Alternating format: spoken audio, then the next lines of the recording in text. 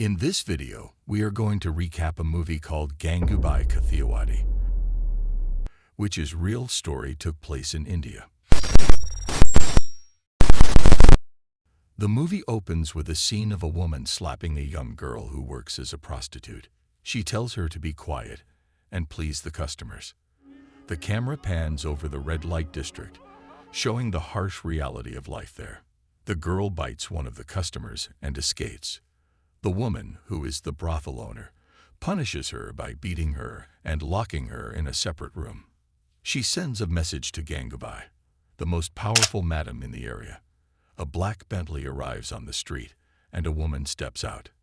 Everyone greets her respectfully as she walks towards the brothel. She meets the owner and listens to her complaint about the girl. She asks to see her and tries to talk to her.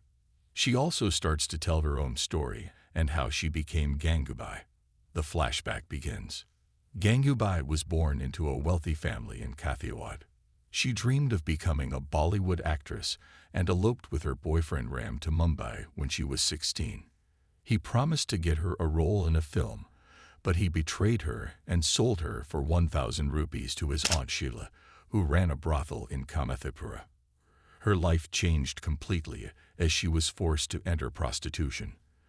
The next day, a co-worker told her how to attract customers by lifting her skirt and waving her hand on the road. An old man stopped and became her first client. Sheila took a tip from him and praised the girl, but Gangubai's eyes were full of tears. She burned the money, saying that she was burning her old self. The innocent girl had died in the fire. She applied makeup on her face every day and wore different outfits. She seduced countless men and became the top name in Kamathipura in just 1 year. She earned a lot of money and shared it with her sisters because she knew that money was not important, but respect was. She said that she would buy the brothel from Sheila in 5 years. Sheila was the pimp who controlled the girls and made them work hard. She urged them to go with their clients, but Gangubai defied her and asked for a day off. She said that they needed some time to relax if they wanted to make money. She took everyone out of the brothel, giving them some freedom for a day. Some of the girls were scared to go, but Gangubai did not give up and persuaded them to join her. Sheila gave her an angry look, but she did not dare to say anything against her because she knew that Gangubai was the moneymaker and she could not afford to lose her. She kept her resentment in her heart. Gangubai goes to the theater with her friends on her day off. A man approaches her and demands her service forcefully. Gangubai slaps him and tells him that she is not working today. The crowd stares at them with curiosity. Later that night, a mysterious guest arrives at the brothel. Sheila sees an opportunity for revenge and lets him in. She wakes up Gangubai and tells her to go with the guest. Gangubai, who is unaware of his intentions, follows him to the room. The man takes out some money and a gun. He reveals that he has a twisted hobby of beating young girls to release his anger. His blows and her screams echo throughout the compound. Everyone comes out to see what is happening. Sheila pretends to be concerned and bangs on the door, while ordering everyone to go back to their rooms. No one is allowed to help Gangubai, who is in a state of panic. She loses consciousness after being brutally assaulted. She is then taken to the hospital, where she has blood and tears streaming from her left eye. Her face is covered with bruises and her body has multiple fractures. She needs more than 40 stitches to close her wounds. Sheila slowly takes off her sunglasses and acts as if she is sad and sympathetic. She tells Gangubai that there are risks in this business and that she should be careful. Gangubai notices her fake expression and realizes that she has been set up. One of her co-workers tells her that the man who attacked her was a henchman of Kareem Lal, the underworld boss who controls the area. She says that Kareem Lal is a good man, unlike his henchman. Gangubai decides to go to his territory and report the incident to him. He does not pay much attention to her complaint at first, but then Gangubai does something unexpected. She tears open her clothes and shows him the scar that runs along her body. Kareem Lal's face changes instantly as he recognizes that it was his man who did it. He offers to compensate Gangubai for her injuries, but she politely refuses.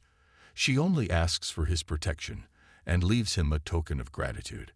Kareem Lal understands that she is asking for his help and sends his men to guard her.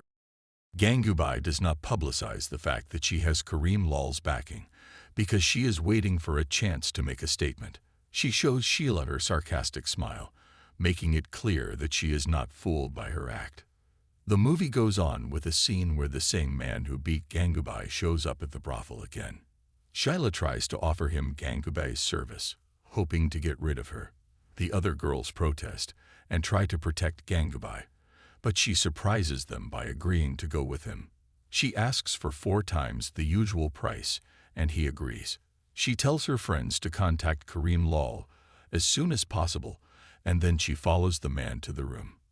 She closes the door behind her, and soon the screams start again. Sheila sits down and turns up the radio volume, pretending to ignore the noise. But then, a loud sound of a motorcycle interrupts her. Kareem Lal has arrived with his men. They storm into the room and drag the man out. He is badly injured and can barely stand. Kareem Lal gives him a look and hands him over to Gangubai. Then he leaves without saying a word. Gangubai steps on him with one foot and bends down to his face.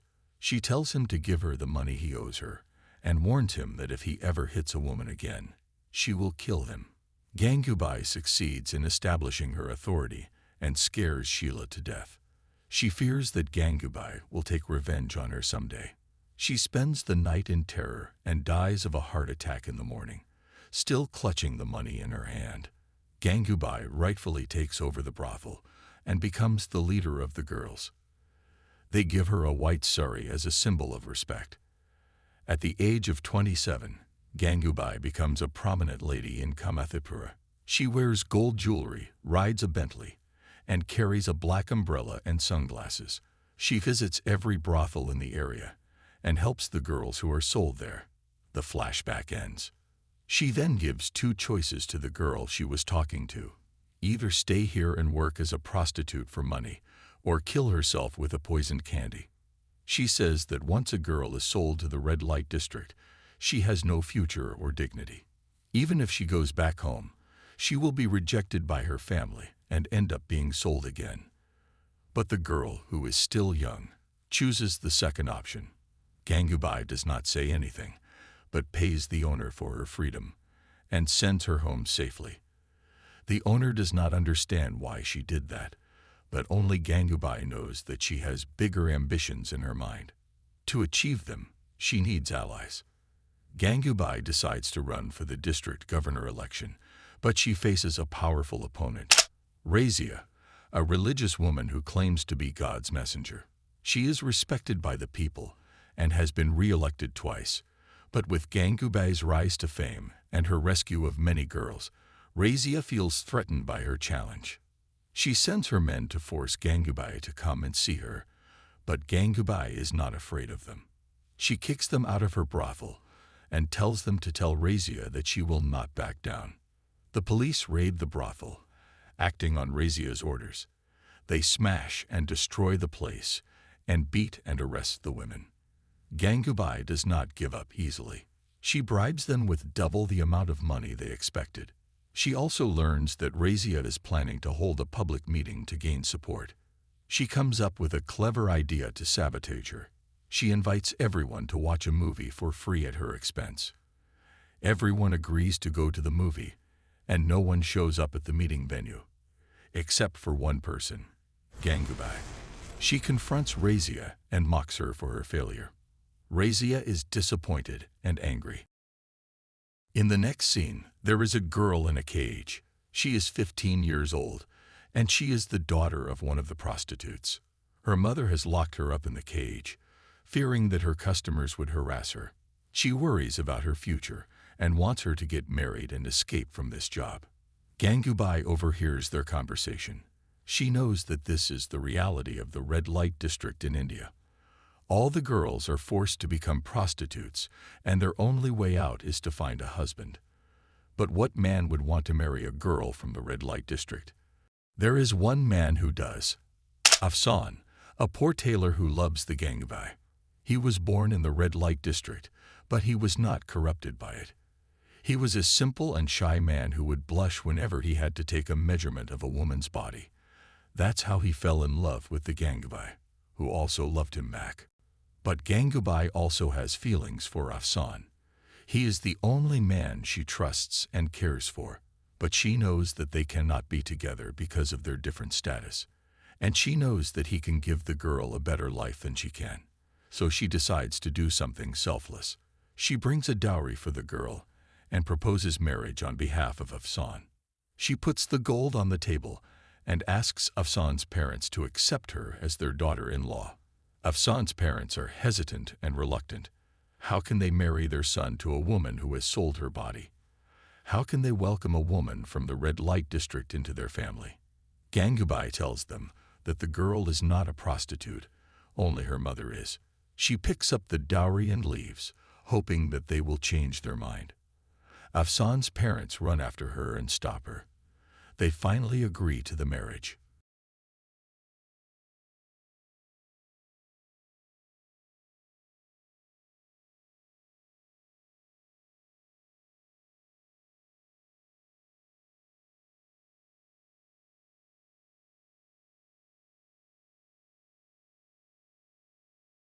The movie shows the grand wedding of the girl and Afsan, the first one in the history of the red light district. The streets are filled with people who witness the event. Gangubai watches from a balcony and hides the love in her heart. She has won the first battle for women's rights and has become the district governor, but she still faces many challenges.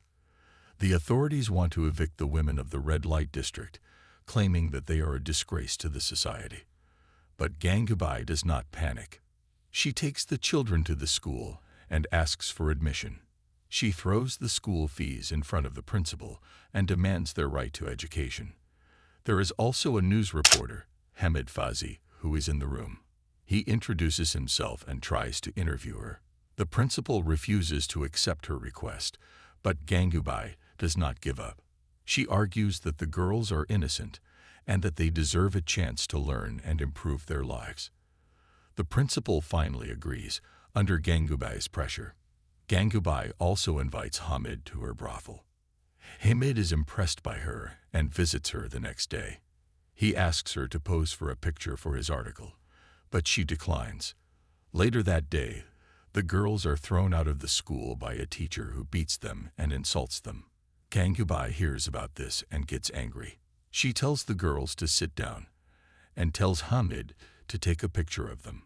The picture is then published on the cover of a magazine. She wants the world to know about the plight of the red light district and its inhabitants. This topic goes viral, and everyone starts talking about Kamathipura and Gangubai. She is invited to a women's conference in the city. Hamid prepares a speech script for her, but when she goes on stage, she stops reading it and tears it apart. She does not want to say those fancy words. She just wants to say what she really feels. She is furious and passionate. She defends her cause and complains about the injustice of fate. She vows to fight for all the women in the red light district and for their basic respect and dignity. The people are moved by her speech and cheer for her. A politician comes to visit her and asks for her help in the election day. He wants her to get him votes from the people who admire her. In exchange, she asks him to legalize the red light district and grant them their rights. He says he cannot do that, but he can arrange a meeting with the Prime Minister, who has the power to change the system. She smiles at him and agrees. She knows that she can make a difference, even if it is small. She gets an appointment to meet Prime Minister Nehru Gandhi, who is surprised by her boldness and courage. She asks him directly to legalize the red light district and give them their rights: education, dignity, freedom. He is touched and impressed by her words and says that he will discuss this issue in his next meeting. A few days later, she hears that her request has been accepted by the government. When she returns to the red light district, she sees a white sky above her, symbolizing her pure victory. Gangubai has truly become a powerful queen who has changed the fate of more than 4,000 women in the red light district of India. leaving behind a legacy.